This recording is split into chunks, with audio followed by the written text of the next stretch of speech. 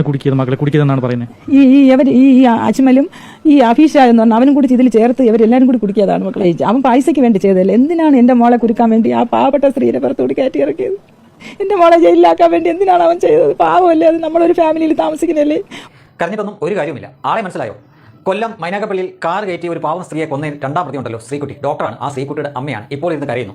ഇതിന് മുമ്പ് അവർ പറയുന്നുണ്ട് എൻ്റെ മകൾ മദ്യപിക്കാറൊന്നുമില്ല, മദ്യപിച്ചിട്ടില്ല, എൻ്റെ കുടുംബത്തിൽ ആരും മദ്യപിക്കത്തില്ല. ശരിയാ, മോൾ മദ്യപിച്ചിട്ടില്ല, പകരം രാസലഹരിയാണ് അടിക്കുന്നുള്ളൂ. ഈ അജ്മൽ എന്ന് പറഞ്ഞ ആ നാട്ടിൽ തന്നെ കൊടും ക്രിമിനൽ ആയിട്ടുള്ള 8ാം ക്ലാസ് ഗുസ്തി മാത്രം പഠിച്ച അവൻ്റെ കൂട്ടയാണ് നടന്നിരുന്നത് ഇവരുടെ മകൾ.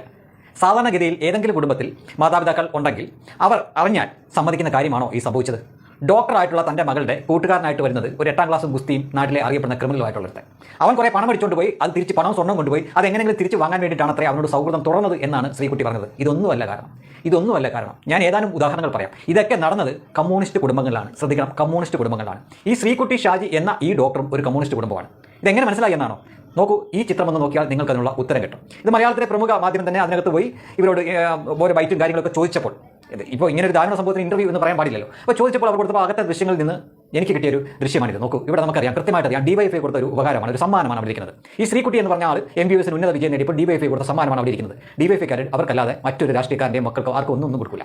നമുക്ക് എല്ലാവർക്കും അറിയാവുന്ന കാര്യം. അത് DYFI ആയിട്ട് CPM ആവട്ടെ അല്ലെങ്കിൽ SFI ആവട്ടെ, അവരുടെ ആളുകളാണെങ്കിൽ മാത്രമേ അവർ ഇതുപോലെ വിളിച്ച് സമ്മാനം കൊടുക്കുകയുള്ളൂ. അല്ലാതെ ഒരു RSS കാരനോ അല്ലെങ്കിൽ BJP കാരനോ കോൺഗ്രസ്സുകാരനോ മക്കൾക്കൊന്നും അവർ ഇങ്ങനെ കൊടുക്കാറില്ല. അപ്പോൾ നമുക്ക് ഇതിൽ നിന്ന് ഊഹിക്കാൻ പറ്റും ഇതൊരു കമ്മ്യൂണിസ്റ്റ് കുടുംബമായിരുന്നു. കണക്കായി പോയി എന്നേ പറയാനുള്ളൂ. കാരണം ഈ ലിബറലാണ്, ഭയങ്കര സ്വാതന്ത്ര്യമാണ്, അമിതമായിട്ടുള്ള മതേതരത്വം കാണിക്കുന്നു, മതസ്വാതന്ത്ര്യം കാണിക്കുന്നു എന്നൊക്കെ പറഞ്ഞുകൊണ്ട് വാതിൽ തുറന്നിട്ട് കൊടുക്കുമ്പോൾ ആലോചിക്കണം. ഇത് ഈ ഒരു കേസിൽ മാത്രമല്ല ഈ പറയുന്നത്.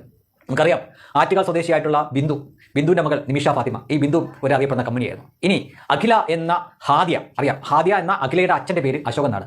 പ്രഖ്യാപിത കമ്മ്യൂണിസ്റ്റുകാരാണ്. ഇപ്പം അദ്ദേഹം കമ്മ്യൂണിസ്റ്റത്തിൽ നിന്നൊക്കെ മാറി, കാരണം പാർട്ടി ചതിച്ചു, പാർട്ടി കൂടെ നിന്നില്ല. ഈ 3 പേരുടെ കാര്യം തന്നെ എടുത്തു നോക്കിയാൽ 3 കൂട്ടരും കമ്മ്യൂണിസ്റ്റ് കുടുംബമാണ്. 3 പേരുടെയും പെമ്മക്കൾക്ക് എന്താണ് സംഭവിച്ചത് എന്ന് ഇന്ന് മലയാളി സമൂഹത്തിന് മുന്നിലുണ്ട്. ഇവിടെയാണ് നമ്മൾ പാലാ ബിഷപ്പ് പറഞ്ഞ കാര്യം, അന്ന് അദ്ദേഹം പറഞ്ഞ കാര്യത്തിന് അദ്ദേഹത്തിനെ ആക്രമിക്കാൻ വരെ ആൾക്ക് തയ്യാറായി. അന്ന് അദ്ദേഹം പറഞ്ഞ നാർക്കോട്ടിക് ജിഹാദ് ഉണ്ടെന്ന് പറഞ്ഞു. അതിന് മുമ്പ് നമുക്കറിയാം ഇവിടെ ലവ് ജിഹാദ് ഉണ്ട്, നാർക്കോട്ടിക് ജിഹാദ് ഉണ്ട്. രണ്ടും ഇവിടെ ഉണ്ട് എന്നത് പകൽ പോലെ വ്യക്തമാണ്. എന്നിട്ടും കാര്യങ്ങൾ മനസ്സിലാവുന്നില്ല എങ്കിൽ നിങ്ങളുടെയൊക്കെ നാട്ടിൽ രജിസ്റ്റർ മാരേജ് നടക്കുന്ന സ്ഥലങ്ങളുണ്ടല്ലോ, രജിസ്റ്റർ ഓഫീസ്, അവിടങ്ങളിൽ ചെന്ന് നോക്കണം. അവിടെ നോട്ടീസ് ചിലപ്പോൾ സമയത്ത് എഴുതിയിട്ടിരിക്കും.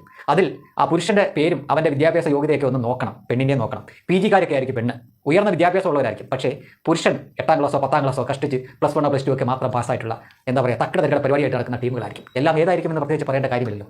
പോകുന്ന കുട്ടികൾ ക്രിസ്ത്യൻ കുടുംബത്തിൽ നിന്നുണ്ട്, ഹിന്ദു കുടുംബത്തിൽ നിന്നുണ്ട്. പക്ഷേ ഇതിലൊന്നും ഒരൊറ്റ RSS കാരൻ്റെ ഒറ്റ BJP കാരൻ്റെ കുടുംബത്തിലെ ഒരൊറ്റ പെണ്ണ് പോലും കാണില്ല. സംശയം ഉണ്ടെന്ന് നോക്കും. വളരെ അപൂർവമായിട്ട് മാത്രം സംഭവിക്കുന്ന കാര്യമാണ്. ബാക്കി പോകുന്നത് മുഴുവൻ കമ്മ്യൂണിസ്റ്റ് കുടുംബങ്ങളാണ്. നല്ലൊരു ശതമാനം കമ്മ്യൂണിസ്റ്റ് കുടുംബങ്ങളിൽ നിന്ന് മാത്രമാണ് കാക്ക കൊത്തിക്കൊണ്ട് പോകുന്നത്. ഇങ്ങനെ കാക്കയ്ക്ക് കൊത്തി തിന്നാൻ വേണ്ടിയിട്ടാണോ നിങ്ങൾ ഈ പറയുന്ന കമ്മ്യൂണിസം കെട്ടിപ്പിടിച്ച് ഇത്രയും ലിബറലുകളായി ഇത്രയും മതേതത്വം കാണിച്ചുകൊണ്ട് വാതിൽ കൊട്ടി തുറന്നിട്ട് കൊടുത്തിരിക്കുന്നത് എന്ന് ചിന്തിക്കണം. ഇനിയും ചിന്തിക്കാൻ താമസിക്കരുത്. കാരണം ഈ കേസിൽ പോലും, ഈ ശ്രീകുട്ടി ഷാജി എന്ന ഈ ഡോക്ടറുടെ കേസിൽ പോലും ആളൊരു കമ്മ്യൂണിസ്റ്റ് കുടുംബമായിരുന്നു, കമ്മ്യൂണിസ്റ്റുകാരിയായിരുന്നു എന്ന് ഉറപ്പാണ്.